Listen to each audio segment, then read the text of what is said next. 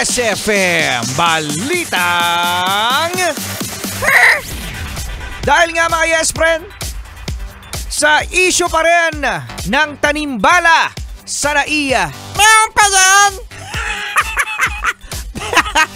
Takot pa rin mga yes friend, ang ating mga OFWs.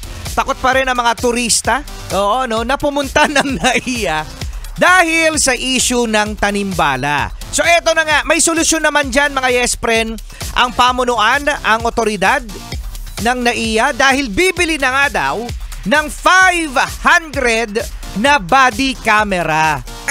Edi mabuti. Sana makatulong. Sana makatulong yung 500 na body camera. Ito yung sinusuot mga yes friend, POV, ika nga point of view, na nag-i-inspect para makita kung meron ngang anomalya, kung meron nga itinatanim, isinusuksok, sa inyong bagahe. Okay, so eto na nga mga yes friend, nangyari ang hearing ng Senado dahil sa mga issue ito o isyong ito dahil sa mga random check sa mga bagahe sa NAIA dahil merong isa ding netizen ang nagrereklamo dahil ipinasok ang kanyang bagahe sa x-ray. Aba, chinek ng otoridad ng NAIA, yung staff, yung security. So ngayon, yes friend Martian, nung binivideohan ni ate na hinahalongkat ang kanyang bagahe, pinatigil ng security ang pagvivideo niya. Ha? Bakit? Aba, malay natin.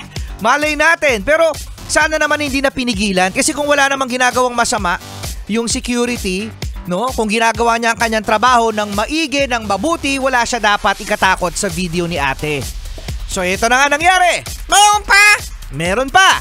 Alam nyo ba mga yes friend na kini-question din sa mga port ang kakulangan ng x-ray. Ito yung seguridad para makita kung merong ng bala sa mga bagahe. Sa port naman ito. Okay, sa pagsakay sa mga barko, sa roro, kulang daw ng x-ray. At eto pa. Meron pa? Meron pa. Napag-alaman din na merong mga pasahero sa roro ang walang upuan. Sila ay nakasalampak, mga yes friend, sa sahig. Di ba? Yan ang bagong Pilipinas. Yan ang bagong Pilipinas. Bagong-bago. Bagong-bago, sana mga yes friend mawala na to, Isa pa, magmamahal na araw. Ang daming mga yes friend tayo na pupunta sa mga probinsya. Ang daming mga yes friend na magbabakasyon. Sana naman mawala na yung takot. Sana ay komportable ang mga pasahero dahil sa tandaan natin mga yes friend, ito ay hindi libre. Binabayaran natin ang ating pamasahe, nagbabayad tayo ng tax. Sana kahit papano mga yes friend ang mga CR, ang mga palikuran ay maaayos. Kasi iba dyan wala pa yung bayad. Akalain mo wiwi, 5 piso. Iba pa yung ligo. Hiwalay pa yung bayad sa CR. Kasama nyo pa rin, Rico Pañero at Marsan the Cute. Ang cute-cute ko talaga. Grabe, buti na lang. Cute-cute ko.